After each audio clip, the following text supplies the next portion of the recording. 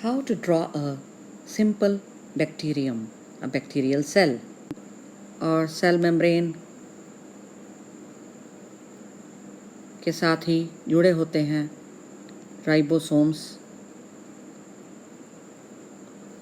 Ribosomes, round structures, organelles which help in protein synthesis.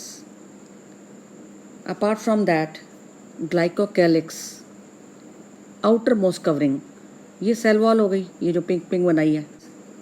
अगर glycocalyx loose है तो वो स्लाइम लेयर कहलाएगा। अगर ये टफ है तो ये कैप्सूल कहलाता है। Glycocalyx outer part even found outside of the cell wall. Flagellum may be there, flagellum may not be there. That means a bacterium may be motile, may not be motile. Nucleoid, यानी nucleus को यहाँ पे nucleoid बोल देते हैं। Proper true nucleus तो यहाँ है ही नहीं, क्योंकि कवरिंग नहीं है। Nuclear membrane is absent here. long extensions called pili all over. And we can also see still smaller hair-like structures, bristle-like structures, fimbriae. So these may be there, pili and fimbriae, they may not be there on the bacterial cell.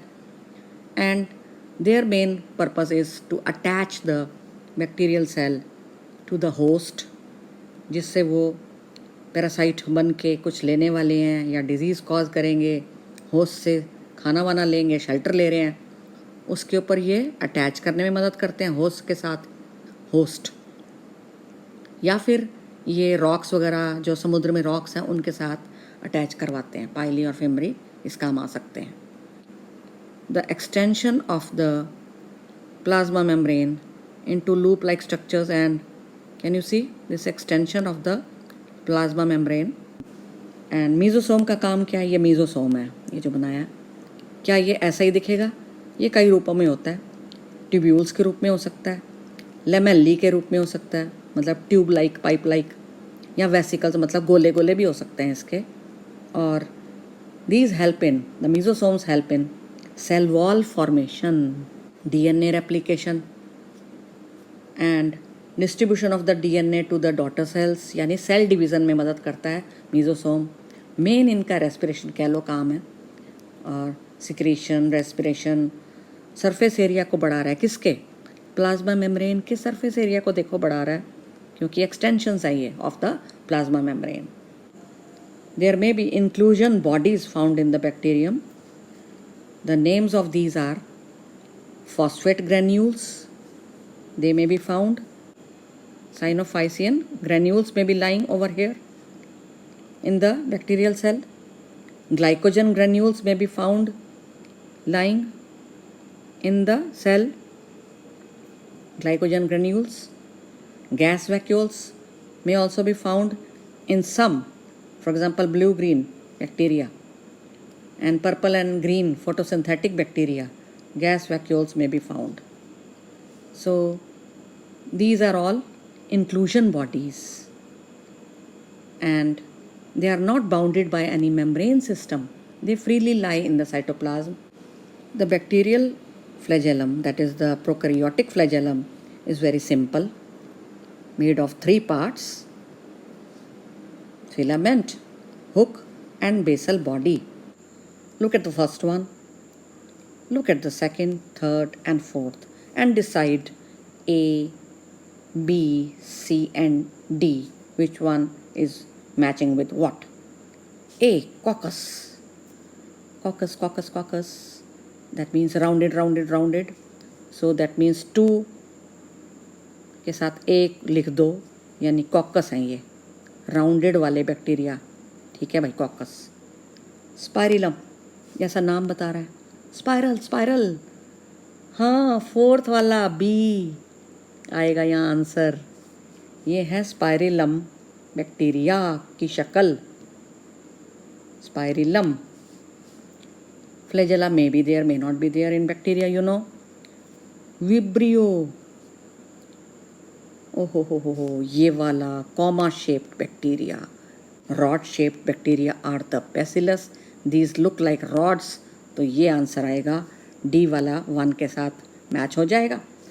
2 तरह के bacteria होते हैं दुनिया में, based on the response given by them to a staining procedure.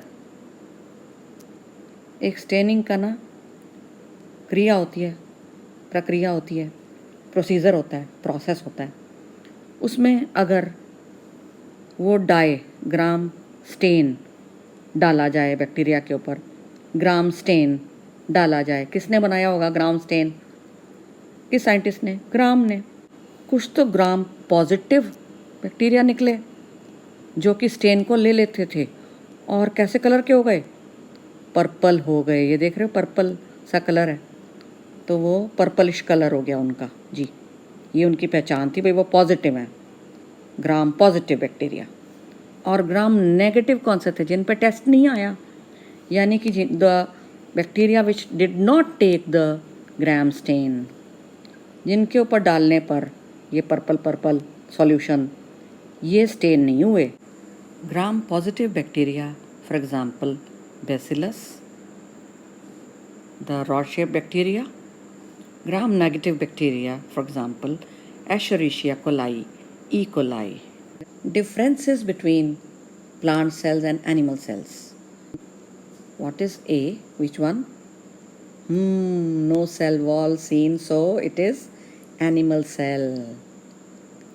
Animal cell. Jantu koshika.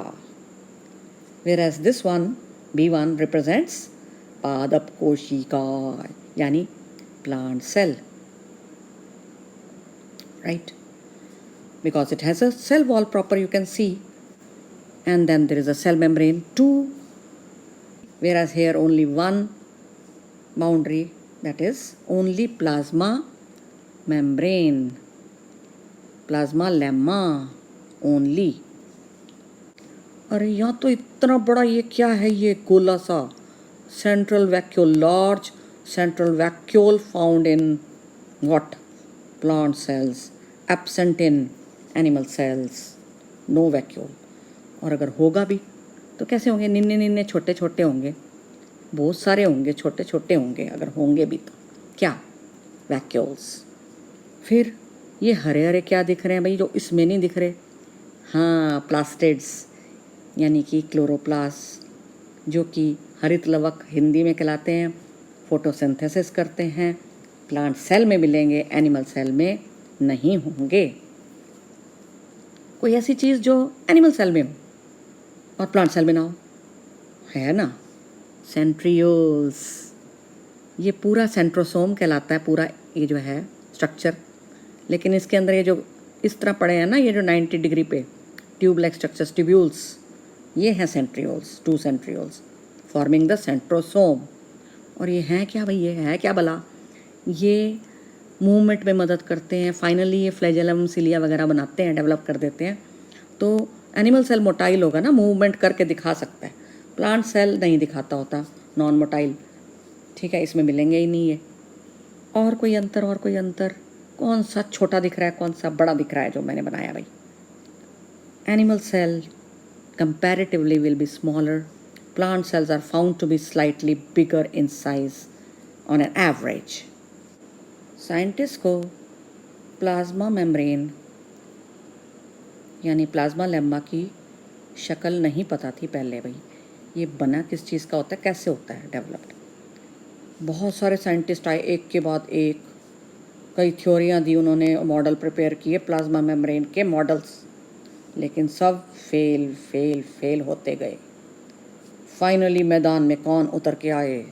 Singer and Nicolson, 2 scientists in 1972 gave the fluid mosaic model, very famous model of the plasma membrane, which has been worldwide accepted till now. Quasi fluid, semi solid कह लो, semi liquid कह लो, तरह का दिखा रहा है। किसको? Plasma membrane को बता रहा है। ये मैंने 3 डायमेंशनल 3D स्ट्रक्चर बनाया। किसका? प्लाज्मा मेम्ब्रेन का।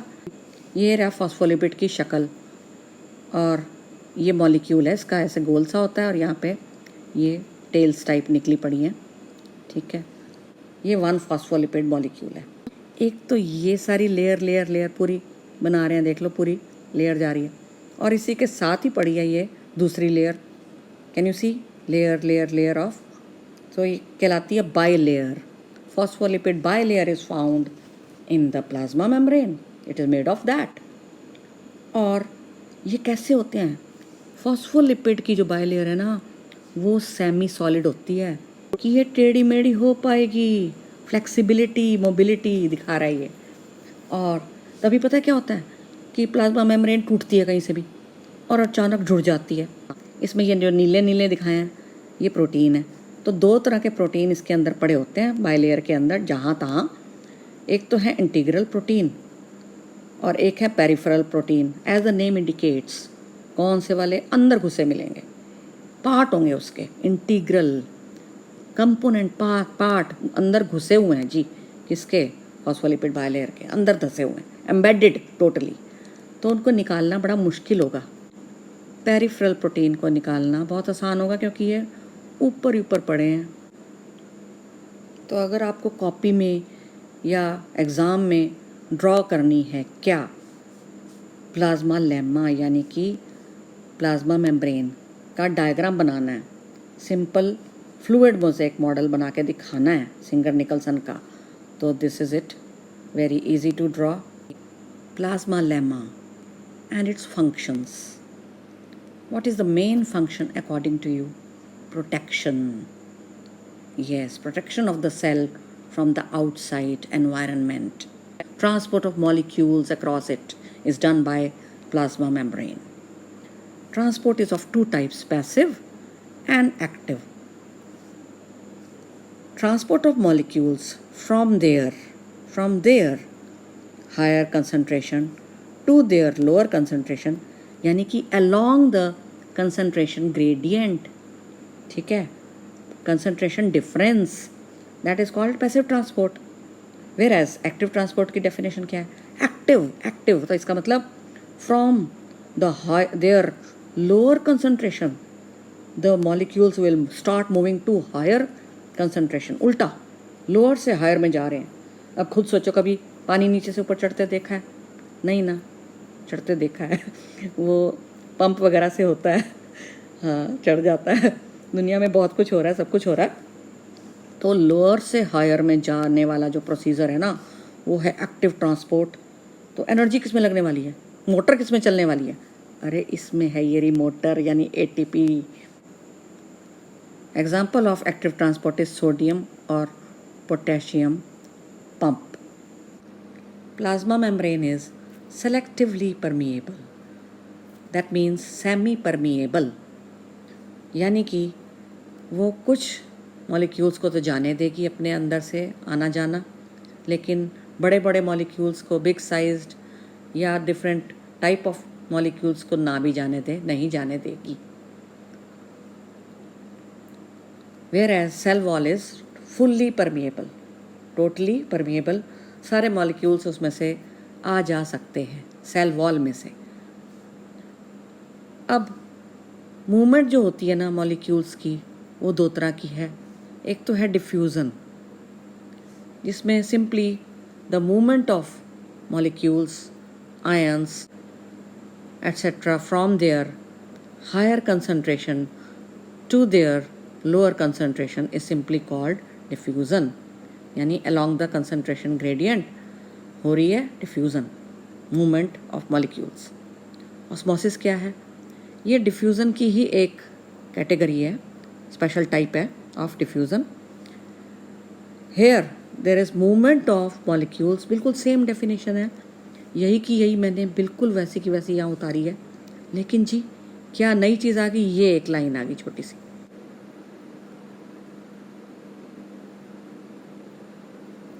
सेल मेम्ब्रेन के बाहर पड़ी होती है सेल वॉल।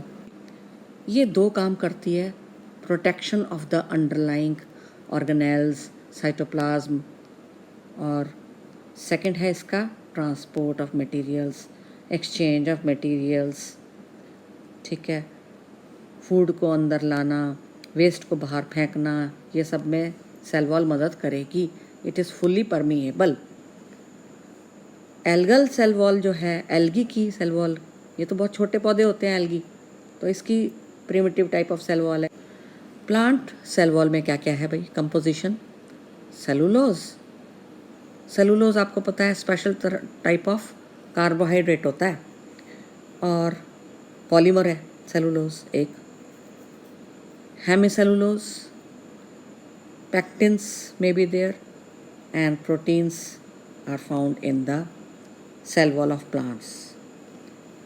Now, अगर इसका स्ट्रक्चर देखो तो एक होती है प्राइमरी सेल वॉल, ये रहा एक सेल, ये सेल की शक्ल बनाई है। ये जो आप ब्राउन ब्राउन सी देख रहे हो, ये क्या है? प्राइमरी सेल वॉल, सबसे पहले वाली। और ये एक दूसरा सेल पड़ा है यहाँ पे, सेल 2। इन दोनों के बीच में उपस्थित होती है मिडल लेमेला नाम की एक लेयर। विद टाइम जैसे जैसे सेल थोड़ा एजेड होने लग जाए तो यहाँ पे एक सेकेंडरी सेल वॉल भी बन सकती है। सेल नंबर 1, सेल नंबर 2, दोनों के बीच में आपको दिख रहा है होल्स, 6 छेद हैं।